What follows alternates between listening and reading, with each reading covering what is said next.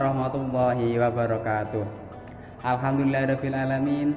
Rabbi shrahli sadri wa yassirli amri wahlul 'uqdatam min lisani yafqahu qawli. Rabbana iftah bainana wa baina qaumina bil haqqi wa anta khairul fatihin. Saudara-saudara sekalian, marilah kita sejenak menyelami samudra kehidupan dalam rangka menemukan mutiara yang terpendam guna sebagai bekal kita untuk meniti kehidupan yang akan datang.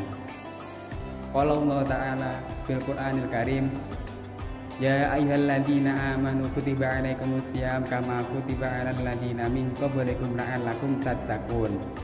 Adalah sebuah ayat yang sangat terkenal, apalagi di bulan Ramadan, di bulan yang penuh berkah. Ayat ini sering digaungkan di masjid, di mushola, bahkan imam tarawih sekalipun. Wahai orang-orang beriman, diwajibkan atas kamu untuk berpuasa sebagaimana orang-orang sebelum kamu berpuasa agar kamu bertakwa. Inti dari ayat ini adalah la'allakum tattaqun, supaya kamu bertakwa. Nah, pertanyaannya adalah, seumur hidup Anda sudah berapa kali Anda berpuasa? 3 kali, 4 kali, atau bahkan 6 kali berturut-turut?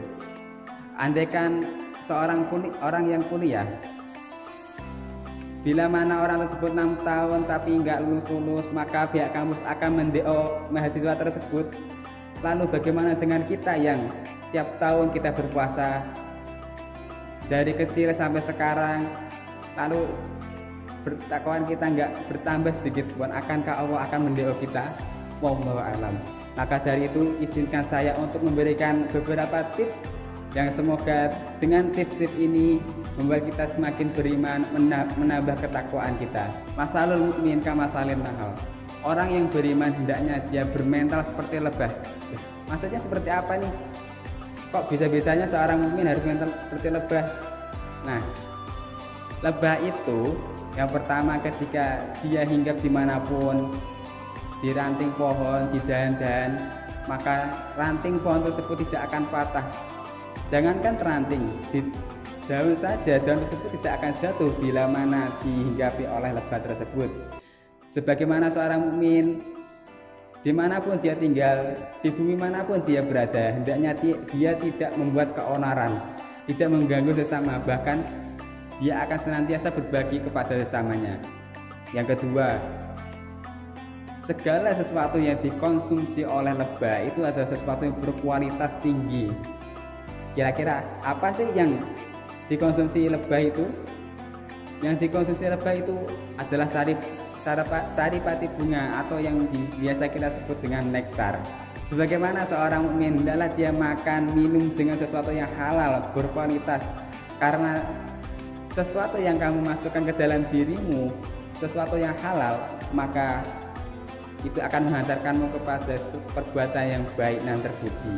Ya ayuhan nas, kulu mimma fil ardi halalan thayyiba. Wahai manusia, makanlah kamu di bumi ini sesuatu yang halal selagi baik. Sebaliknya, bila mana ada orang yang memakan sesuatu yang haram, maka yang terjadi adalah keburukan.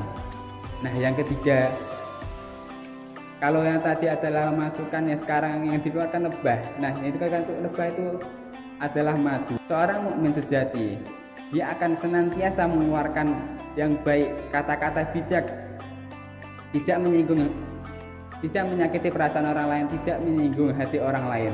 Salamatul insan fi hifzil lisan. Selamatnya manusia di dunia maupun di akhirat tergantung bagaimana dia menjaga lisannya.